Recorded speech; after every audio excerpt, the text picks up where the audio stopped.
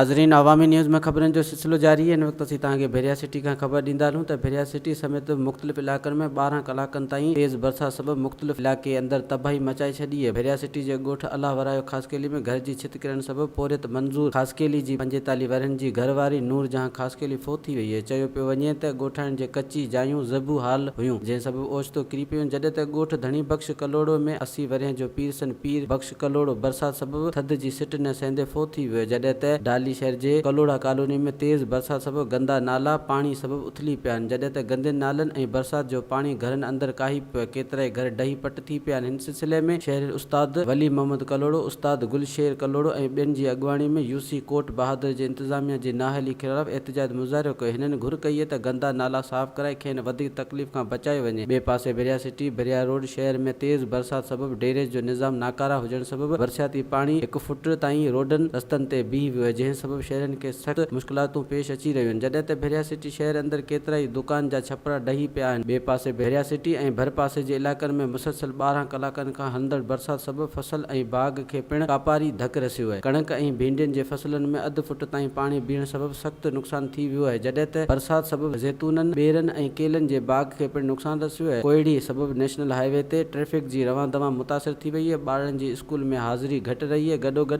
Office ऐं college जे हलंदड़ मुहिम पिणु मुतासिर थी वई आहे। वधीक ख़बरनि ऐं तफ़सील लाइ विज़िट कयो अवामी news Facebook page, YouTube page ऐं अवामी न्यूज़ वेबसाइट।